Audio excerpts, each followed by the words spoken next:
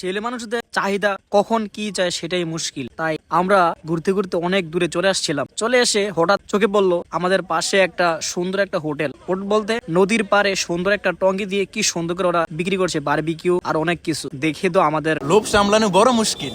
তাহলে আমরা এগুলো দেখে আমাদের খাবার খেতে খুব ইচ্ছে করছিল। তাহলে আমরা গেলাম ওইখানে গিয়ে সবকিছু জিজ্ঞেস করলাম। প্রাইস এত হাই দেখে তো আমাদের অবস্থা খারাপ। তো অনেকক্ষণ বসে রইলাম, কি করা যায় পকেটে নেই টাকা, কি করব আমরা। যাই হোক সবকিছু শেষ করে আমরা অর্ডার দিলাম। কিন্তু অর্ডার দেওয়ার পরে আমরা একটা জিনিস অনুভব করলাম, আর কি হইলো আর কি করতে যাই কি হইলো সেটাই মুশকিল। কিন্তু শেষ পর্যন্ত অর্ডার দেওয়ার পর আমরা খাবার রেডি করলাম। তারপরে খাবার আসতে তারপরে আমরা প্ল্যান করলাম, এখন কিন্তু পকেটে কোনো টাকা নেই, কিন্তু আমরা প্ল্যান করলাম কি যে যতটুকু খাইতে পারি। আমার ভাগে বললো আমি রুটি টাকা দেবো আর ওরা দিব বারবিকিউর টাকা। তারপরে রুটির টাকা যেহেতু আমি সে অনুযায়ী কাজ শুরু হয়ে গেল। তারপর এই তো শুরু হয়ে গেল হানাহানি টাকা যেহেতু নাই প্ল্যান করে ফেললাম আমরা এইভাবেই করতে পারি। তারপরে আমাদের খাবার চলে আসলো, আমরা খাবার নিয়ে প্রস্তুত নিলাম, খাবার শুরু করলাম। কিন্তু খাবার খেতে খেতে আমরা 2 বারবিকিউ অর্ডার দিলাম আর রুটি দিলাম 10টা। এমন করতে করতে অনেক সবাই খাওয়ার পরে যখন পারভেজ শুরু করলো কি একটা কাণ্ড, আপনারা সম্পূর্ণ ভিডিওটা না দেখলে কোনো বুঝতে পারবেন না।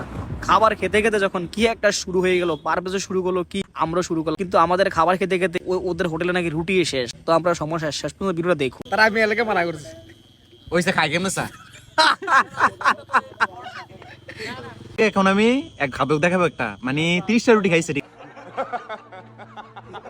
আছে, আমরাও খাইছি ঠিক আছে। আমরা খেয়ে বসলাম একটা এই যে দেন রুটি অর্ডার আনছে 30টা রুটি আনছে। খাইছে কি? হ্যাঁ খাইছে না, দেখছেন? এবার আমরা কোন 30টা রুটি খাইছে একটা খানা মতো।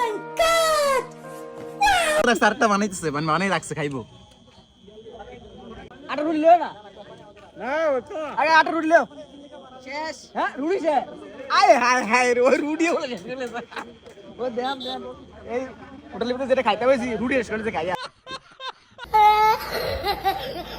Psych! That's the wrong number!